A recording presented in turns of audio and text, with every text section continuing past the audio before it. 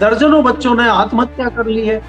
तो क्या, और उसके बावजूद बेशर्मी देखिए कि मंत्री पार्लियामेंट में खड़ा होकर ज्ञान दे रहा है। तो इससे कहीं ना कहीं बच्चों के जख्मों पर नमक छिड़का जा रहा है। और ये आंदोलन वास्तव में, जैसा कि आपने कहा, कि बड़ा हो सकता है, तो इसमें कोई दो राय नहीं है, बड़ा हो सकता है। लेकिन पिछले 10-12 साल से जिस प्रकार से हम देख रहे हैं, युवा देख रहा है, तो वो बहुत आहत है और बहुत गुस्से में है। और सरकार अगर जल्दी संज्ञान नहीं लेती तो ये गुस्सा बढ़ेगा, घटेगा नहीं। सरकार डिफरेंट है, ये नहीं चाहती है कि गलती करने वाले किसी मंत्री को हटाया जाए या इस्तीफे की परंपरा लाई जाए। आप मंत्री की बात करते हैं, यहाँ तो अधिकारी इस्तीफा नहीं दे रहे हैं, यहाँ तो अधिकारियों को नहीं हटाया जा रहा है। नमस्कार, 4 PM यूपी में आप सभी का स्वागत है और मैं हूं आपके साथ आकांक्षा यादव। दोस्तों, दिल्ली के जंतर मंतर पर बीते कल भारी आक्रोश देखने को मिला। जिस तरीके से युवा सिर्फ एक शिक्षा नीति सुधारने के लिए लगातार सड़कों पर उतरकर आंदोलन कर रहे हैं। लगातार वो उनकी सिर्फ एक ही मांग है कि जो परीक्षाएं हो रही वो पारदर्शी तरीके से की जाएं। जो देश की खराब शिक्षा नीति है, जिसको लेकर के लगातार सवाल उठ रहे हैं, आए दिन पेपर लीक हो रहे हैं, उसको सही किया जाए। अपनी इसी मांग को लेकर के लाखों छात्र, हजारों छात्र कल दिल्ली के जंतर मंतर पर पहुंचे और लगातार अपनी आवाज को उठाते हुए संसद की तरफ कूच किया। इस दौरान जो तस्वीरें देखने को मिली, छात्रों के साथ काफी ज्यादा बर्बरता की गई, उनके साथ मारपीट की गई, लाठीचार्ज किया गया।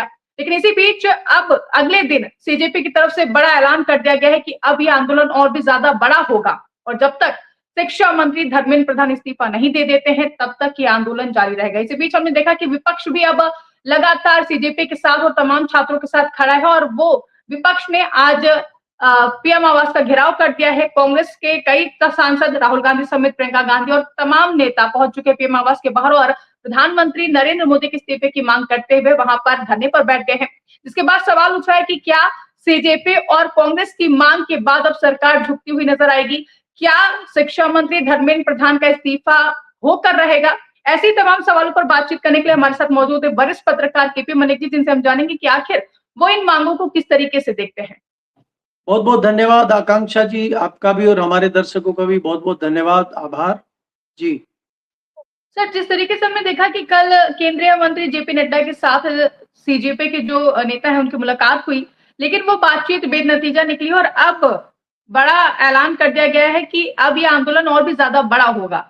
साथ ही साथ हमने देखा कि विपक्ष भी अब पहुंच चुका है पीएम आवास के बाहर और घेराव करते हुए। विपक्ष ने, जहां पर राहुल गांधी भी मौजूद है, प्रियंका गांधी मौजूद है, मल्लिकार्जुन खड़गे मौजूद है, तमाम वरिष्ठ नेता कांग्रेस के मौजूद है और वो प्रधानमंत्री नरेंद्र मोदी के इस्तीफे की मांग कर रहे हैं और कह रहे हैं जिस तरीके से छात्रों के साथ व्यवहार किया गया है वो गलत है।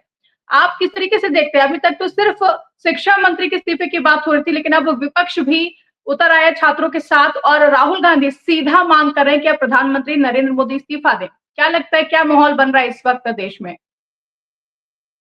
देखिए आकांक्षा, अगर आप देखें, कई बार कई सारी चीजें ऐसी हो जाती हैं जिनकी हम कभी संभावना नहीं देखते। हमें लगता है कि ये तो शायद नहीं हो पाएगा या हम बड़े हल्के में चीजों को लेते हैं। मैं बहुत ही ईमानदारी और साफ गोई से कहता हूं, मुझे भी आश्चर्य है इस बात का, मुझे भी अंदाजा नहीं था कि यह आंदोलन इतना बड़ा हो जाएगा। मैं जिस चैनल पे भी जा रहा हूं या जहां भी मेरी बात हुई है, मैंने ये कहा है कि हमें शनिवार की और बृहस्पतिवार की और शुक्रवार की रात को ये लगता था कि पुलिस इनको उठा के बाहर फेंक देगी, कुछ थाने में बंद कर देगी, लाठी वाठी फटकार देगी, क्योंकि 3 से 4 दशकों में मैंने देखा नहीं है कि संसद भवन के इतना नजदीक कोई आंदोलनकारी पहुंच जाए और इतनी बड़ी संख्या में आ जाए। कॉकरोच का आंदोलन तो महीने भर से चल रहा है, ऐसी कोई इसमें संभावना दिखाई नहीं दी थी। और इसमें कई सारी डिफरेंस चीजें हैं कि इसमें कोई ऐसा नेतृत्व करता हमें दिखाई नहीं दे रहा था कि कोई ऐसा बड़ा रणनीतिकार व्यक्ति हो इसमें या कोई रणनीतिकार लोग हों जो आंदोलन को बढ़ाएं। लेकिन जिस प्रकार से पुलिस ने व्यवहार किया और सोनम वांगचुक को उठा के लेके गए और वो चीजें हुई, और युवाओं में जितना आक्रोश है, जितना गुस्सा है, जो वो किसी तरह दबाए बैठे थे, कुछ घर वालों के डर से, कुछ अपनी दूसरी पढ़ाई के चक्कर में, बहुत सारे चक्कर में, तो ये दिखाई देता है कि युवा बहुत ज्यादा अग्रेसिव है। और ये जो हम गुस्सा देख रहे हैं, हमने पहली बार देखा है कि पुलिस की लाठियां युवाओं पे और युवतियों पे पड़ रही हैं। बट वो रिएक्शन नहीं कर रहे हैं। आप एक बहुत फेमस एक वीडियो हुआ है, वो लड़का कह रहा हाँ सर मारो मुझे मारो खूब मारो। तो वो महात्मा गांधी की याद दिलाता है। वो कह रहा है कि एक थप्पड़ इस गाल पे मारा तो दूसरा गाल कर रहा है और लाठियां पड़ रही हैं आपको। आपने देखा कई सारी ऐसी लड़कियां हैं और मुझे तो देख के ये लगता है कि वो अंडर एज है, अंडर अभी तक वो वोटिंग भी उनकी मुझे लग रहा है वोट भी नहीं बनी है, वोटिंग के लायक भी वो नहीं हुई है। 15-16 साल की लड़कियां हैं, बच्चियां हैं, वो भी आंदोलन में गई हुई है। और पुलिस जो है इतनी बेरहमी से उनकी पिटाई कर रही है, लाठी मार रही है। तो वो लोग का जोश देखने ही बनता है। और जिस प्रकार से, क्योंकि उसी एरिया में पार्लियामेंट के जस्ट सामने हमारा प्रेस क्लब ऑफ इंडिया है, हमने बहुत करीब से चीजों को देखा। हमने इतना, मुझे नहीं लगता था कि हम तो एक हिसाब से सोच के बैठ गए थे पिछले 10 सालों में कि इस भारतीय जनता पार्टी की निरंकुश सरकार के सामने कोई नहीं बोल पाएगा। बड़े से बड़े नेता धराशायी हो गए, बड़े से बड़े आंदोलनकारी धराशायी हो गए। कितने आंदोलन चले आप देखिए, चाहे वो जेएनयू का आंदोलन हो, चाहे वो किसानों का आंदोलन हो, चाहे वो लेफ्टिस्ट का आंदोलन हो, चाहे वो पेंशनधारियों का आंदोलन हो, किसी का भी आंदोलन नहीं चल पाया। इन्होंने उनको थका दिया, उनको कुचल दिया। आप ये देखिए कितने महीनों आंदोलन चला उत्तराखंड में, एक बच्ची का बलात्कार हुआ और उसकी हत्या कर दी गई और कुछ नहीं हुआ। तो एक्चुअली क्या था कि सरकार भी कहीं ना कहीं ये मान के चल रही थी कि ये मामले को कंट्रोल कर लिया जाएगा। और अंत में जब 19 तारीख को ये लगा कि ये तो नहीं बन रहा है मामला, आनन फानन में आपने देखा कि दिल्ली पुलिस के कमिश्नर को रातों रात चेंज किया गया और कमिश्नर ने करिश्मा दिखाया कि उन्होंने सुबह सुबह उठते ही सोनम वांगचुक को उठा लिया। और मुझे लग रहा है कि वो आग में घी का काम हुआ। वो करने तो कुछ और चले थे, हो गया कुछ और मैं तो लगातार कहता हूं कि ये इस तरह का लग रहा है मामला कि ये भारतीय जनता पार्टी की सरकार के ताबूत में आखिरी आखिरी कील साबित होगा इन युवाओं का प्रदर्शन। देखिए जिस प्रकार से हम उम्मीद कर रहे थे, कल जिस प्रकार से लाठीचार्ज हुआ, कल जिस प्रकार से बहुत सारी चीजें हुई, जिस तरह से लोगों की पिटाई हुई, बच्चों को गिरफ्तार किया गया, उससे लग रहा था कि आंदोलन कल खत्म हो गया है और आज शायद सब शांत हो जाएगा मामला। लेकिन कुछ नहीं हुआ, वो संख्या बढ़ गई। पुलिस ने बॉर्डर सील किए हुए हैं, ज्यादातर लोगों को नहीं आने दिया जा रहा है, युवाओं को कई जगह रोक लिया गया है। लेकिन हमें तो ऐसा लगता है जैसे छदम युद्ध कर रहे हैं युवा, कि एक तरफ आपको रोकते हैं तो दूसरी तरफ से आ जाते हैं, दूसरी तरफ से रोकते हैं तो तीसरी तरफ से आ जाते हैं। पार्लियामेंट में ये देखा गया कि पार्लियामेंट की एक रोड आपने बंद कर दी तो वो दूसरी तरफ संसद मार्ग से आ गए, संसद मार्ग को बंद किया तो रायसीना रोड से आ गए, फिर तीसरी तरफ से आ गए। तो इतना उन्होंने छकाया है पुलिस को, ये देख के हमें आश्चर्य हो रहा है कि इन युवाओं ने किस प्रकार की रणनीति बनाई और ये युवाओं का जोश ही है।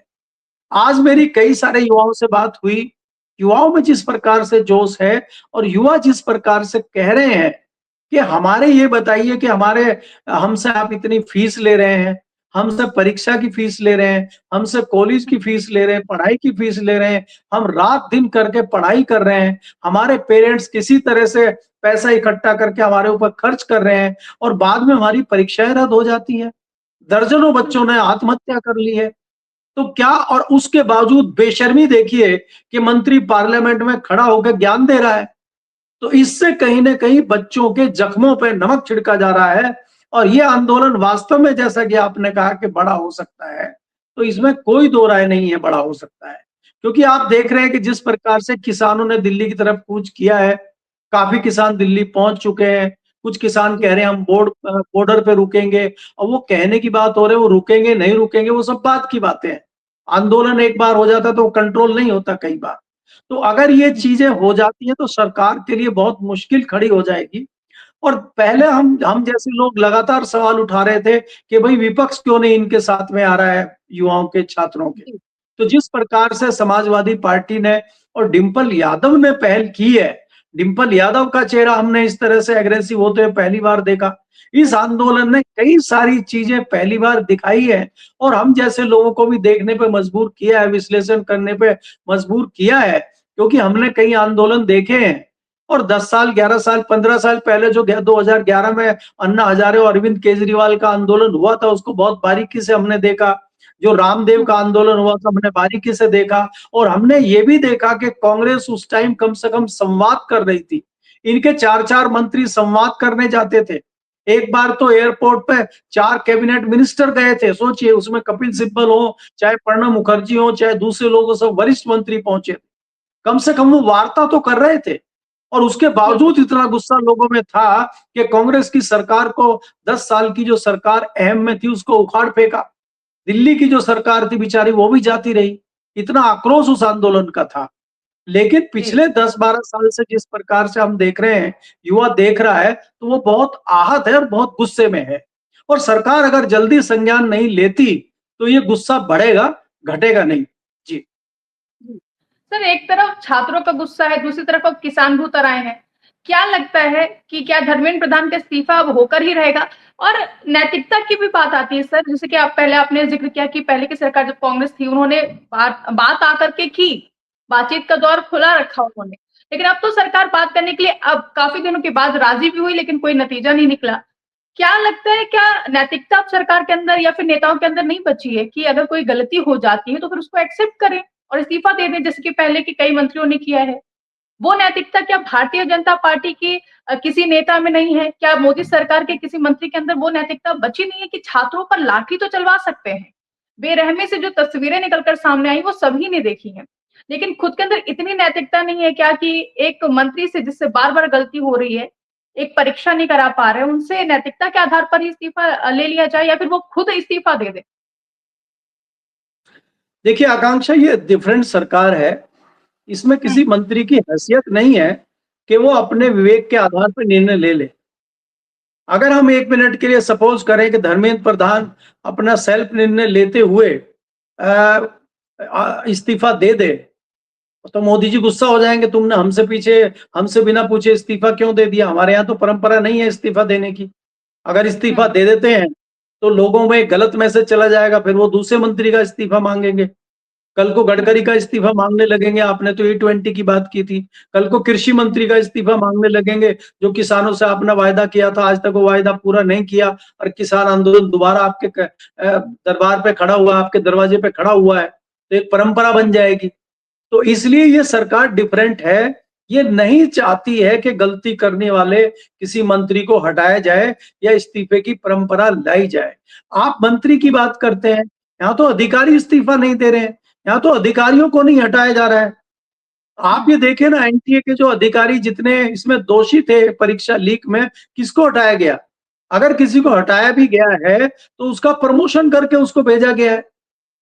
तो इसलिए इसलिए मैं कह रहा हूं आपको कि ये सारी चीजें भारतीय जनता पार्टी की सरकार में नहीं होती है, लेकिन उसी का खामियाजा अब लगता है भारतीय जनता पार्टी की सरकार को भुगतना पड़ेगा।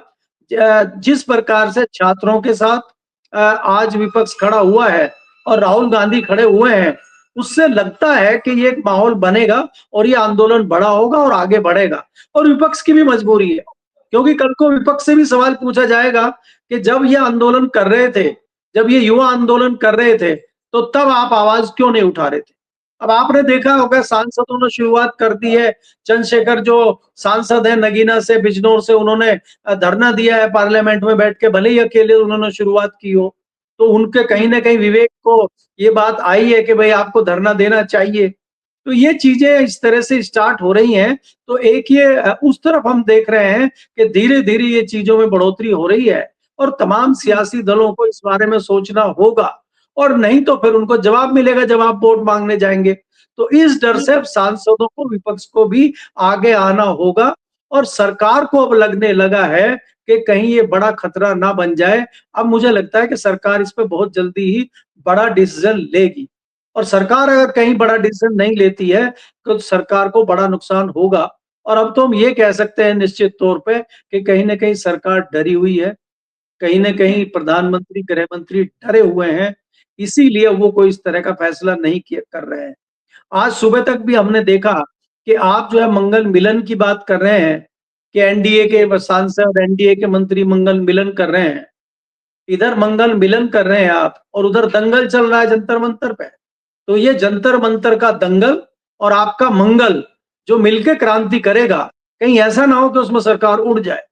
तो इसलिए इस मामले पर फैसला लेने का समय आ गया है और हम तो यही चाहते हैं सरकार से कि बच्चों की बात सुने और जो वो चाहते हैं वो करें। उनकी कोई अनोखी डिमांड नहीं है। वो अपना हक बिल्कुल। मांग रहे हैं, वो अपनी परीक्षाओं की बात कर रहे हैं। आपको समझना चाहिए कि वो कितनी तैयारियां करते हैं, आज वो किस दुख से, किस दर्द से गुजर रहे हैं। आपने सैकड़ों बच्चों पे लाठी चार्ज करके उनको घायल करने का, मारने का काम किया है। सैकड़ों बच्चे अस्पतालों में भर्ती हैं। आज राम मनोहर लोहिया में लगभग 80 बच्चों की तो रिपोर्ट डॉक्टरों ने दी है। तो जब आप रिकॉर्ड पे 80 बच्चे दिखा रहे हैं, तो इसका मतलब कहीं ना कहीं 100 से अधिक बच्चे वहां पहुंचे हैं हॉस्पिटल में, और हॉस्पिटल में तभी पहुंचे हैं कि उनको गंभीर चोटें हैं।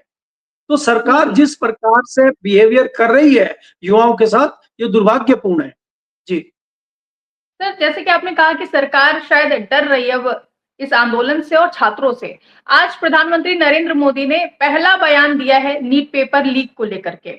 लगभग 2 महीने 18 दिन बीत चुके हैं सर इस पेपर लीक के हुए हो और लगभग 32 दिन हो चुके हैं सीजेपी के प्रोटेस्ट को। उसके बाद पीएम मोदी कहते हैं कि पेपर लीक होना पाप है, हमने दोषियों को बख्शा नहीं है। अगर बख्शा नहीं तो फिर वो सजा कब दी गई है, कहाँ दी गई, वो दिखाई क्यों नहीं दे रही? और क्या ये वही डर है, वही छात्रों का प्रेशर है जिसकी वजह से अब जाकर के लगभग 2.5 महीने के बाद पीएम मोदी ये बयान देते हैं? इतने दिनों से चुप क्यों थे? किस तरीके से देखते हैं? क्या छात्रों का डर अब बैठ चुका है पीएम मोदी के दिल पे? प्रधानमंत्री जी पर्चा लीक को पाप बता रहे हैं। प्रधानमंत्री जी राम मंदिर में चोरी को पाप नहीं बता रहे हैं। ये वही प्रधानमंत्री हैं जिन्होंने 4 साल पहले किसान आंदोलन में ये कहते हुए खत्म करवाया था कि मेरी तपस्या में कमी रह गई है। तो क्या फर्क पड़ा? क्या सुधार किया आपने? आपने कमेटी बनाई थी, एमएसपी की कमेटी बनाई थी और ये कहा था कि कमेटी जल्दी से जल्दी अपनी रिपोर्ट देगी और हम किसानों को एमएसपी देने का काम करेंगे। उस कमेटी की एक मीटिंग आज तक नहीं हुई है। उस कमेटी की आज तक कोई रिपोर्ट नहीं आई है। तो आप जुमलेबाजी करके लोगों को बहला देते हैं, फुसला देते हैं और जुमलेबाजी करते रहते हैं। अब ये जुमलेबाजी चलने वाली नहीं है। इसलिए डरी हुई है ये, इसीलिए मैं कह रहा हूँ सरकार डरी हुई है, प्रधानमंत्री डरे हुए हैं। और ये डर का ही नतीजा है, जो आपने कहा बिल्कुल ठीक है कि ये डर का ही नतीजा है कि हाउस में स्टेटमेंट देना पड़ा है। आज जो उनके घर के सामने धरना प्रदर्शन चल रहा है, इससे और दबाव में आएंगे। तो अब वो पुराने दिन लद गए हैं। विपक्ष को आना ही पड़ेगा। अगर विपक्ष नहीं आएगा तो सरकार से ज्यादा दोषी जनता की नजर में, युवाओं की नजर में विपक्ष होगा। तो विपक्ष की मजबूरी है युवाओं के साथ खड़ा होना और सरकार के खिलाफ खड़ा होना और सरकार को दिखाना कि देश उनके खिलाफ है। सरकार अब जुमलों पे नहीं चलेगी। सरकार को युवाओं की बात माननी पड़ेगी। ऐसी परिस्थितियां बन गई हैं। युवा बहुत ज्यादा आक्रोशित है और मैं तो धन्यवाद देता हूं युवाओं को भी कि वो इतनी शांति का, इतने संयम का परिचय दे रहे हैं। हालांकि कोशिश बहुत की गई है, बीच बीच में खबरें आई हैं कि उसमें कुछ गुंडा तत्व घुसने की कोशिश कर रहे हैं, कहीं गाड़ी जलाने की कोशिश कर रहे हैं, कहीं गाड़ी पलटने की कोशिश कर रहे हैं। बीच में बताते हैं कोई पत्थर वत्थर फेंकने की बात भी हो रही। कोशिशें जारी हैं, लेकिन वो अपने उसमें कामयाब नहीं हो रहे हैं क्योंकि युवाओं की चौकस नजरें हैं। और आज जो मोबाइल में सबको कैमरा मिल गया है, जो सब रिपोर्टिंग कर रहे हैं, जो सब वीडियो बना रहे हैं, इसमें ये भी बहुत बड़ा सहयोग है। युवाओं के पास एक ऐसा हथियार है कि आप झूठ नहीं बोल सकते, आप किसी चीज को झुठला नहीं सकते। तो ऐसे ऐसे विजुअल आ रहे हैं, तो सरकार किसी भी बात को ये कह के नहीं बच सकती कि ऐसा नहीं हुआ। अगर शायद बच्चों के पास कैमरे नहीं होते या वहां पे जो रिपोर्टर थे, जो यूट्यूबर थे, वो अगर वांगचुक को उठाते हुए वीडियो प्रसारित नहीं करते तो किसी को पता ही नहीं चलता कि किस प्रकार से सोनम वांगचुक को उठाया है। किसी को पता ही नहीं चलता कि युवाओं पर किस प्रकार से लाठी चार्ज हो रहा है और वो क्या रिएक्शन दे रहे हैं। ये उसी की महिमा है जो आपने वीडियो बनाया और वीडियो प्रचारित किया। भले ही गोदी मीडिया, भले ही जो जिनको हम मेन स्ट्रीम मीडिया कहते हैं, वो आज भी राग दरबारी करता रहे, आज भी सरकार का ढोल पीटता रहे, लेकिन ऐसे लोगों की कमी नहीं है जो आज भी हिम्मत करके सच्चाई दिखाने का काम कर रहे हैं। बहुत सारी तकलीफें हो रही, कई लोगों के चैनल बंद हो रहे हैं, कई लोगों का नेट बंद कर दिया जा रहा है, लेकिन ये चीजें रुकने वाली नहीं है। जब आप कहीं छोटी चीजों को रोकने की कोशिश करते हैं तो आप रोक पाते हैं, लेकिन जब बहुत बड़ा एक काफिला बन जाता है उसको रोकना मुश्किल हो जाता है और फिर पुलिस भी हाथ खड़े कर देती है, प्रशासन भी हाथ खड़े कर देता है। क्योंकि बच्चे जो मांग रहे हैं वो कोई राजनीतिक दल नहीं है, उनको चुनाव नहीं लड़ना है, वो कोई रणनीति नहीं कर रहे, वो कोई राजनीति नहीं कर रहे हैं। वो तो सच मांग रहे हैं, वो तो अपना हक मांग रहे हैं, वो तो आपके लिए कह रहे हैं कि भाई आप जो वायदा करके आए थे कि 2 करोड़ रोजगार हर साल दोगे, यहाँ तो 2 लाख भी नहीं दे रहे आप तो उल्टा हमें ठगने का काम कर रहे हैं। सैकड़ों परीक्षाएं रद्द हुई हैं। एक जो आंकड़ा आता है कि लगभग 150 परीक्षाएं, 150 पर्चे रद्द हुए हैं पिछले 12 साल की इनकी सरकार में। तो इसका जवाब कौन देगा? इसका जवाब क्या जवाहरलाल नेहरू या चौधरी चरण सिंह आके देंगे जो पहले प्रधानमंत्री रहे हैं? उसका जवाब आज की सरकार को देना होगा और वही जवाब ये युवा मांग रहे हैं। जी जी बिल्कुल सर, युवा सिर्फ एक पारदर्शी परीक्षा चाहते हैं और चाहते हैं कि देश की शिक्षा नीति सही हो। देखने वाली बात होगी सर कि क्या सरकार छात्रों के दबाव में आती है, उनकी मांग मानती है? क्या शिक्षा मंत्री धर्मेंद्र प्रधान इस्तीफा देते हैं या फिर नहीं? बहुत बहुत धन्यवाद सर हमारे साथ जुड़ने के लिए और ये जानकारी साझा करने के लिए। तो ये थे हमारे साथ वरिष्ठ पत्रकार केपी मलिक जी, जिन्होंने हमें बताया कि किस तरीके से अब सरकार छात्रों की मांग के आगे झुकती हुई नजर आ रही है और तभी अब प्रधानमंत्री नरेंद्र मोदी ने लगभग 2.5 महीने बाद, पेपर लीक होने के 2.5 महीने बाद एक वक्तव्य दिया है, बयान दिया। उन्होंने कहा है कि पेपर लीक एक पाप है, हमने कार्रवाई की। हालांकि अब देखने वाली बात यह होगी कि क्या सरकार सच में छात्रों की सीजेपी की मांग मानती है? क्या शिक्षा मंत्री धर्मेंद्र प्रधान का इस्तीफा होगा? और जिस तरीके से राहुल गांधी और तमाम कांग्रेस के नेता पीएम आवास के बाहर इस वक्त मौजूद हैं, धरना प्रदर्शन दे रहे हैं और मांग करे कि प्रधानमंत्री इस्तीफा देंगे, तो क्या शिक्षा मंत्री धर्मेंद्र प्रधान के साथ अब प्रधानमंत्री नरेंद्र मोदी की कुर्सी पर भी खतरे की घंटी दिखाई दे रही है? आपको क्या कुछ लगता है? कमेंट करके अपनी राय हमें जरूर बताइएगा और ऐसी तमाम बड़ी खबरों के लिए आप बने रहिए और देखते रहिए 4PM न्यूज नेटवर्क।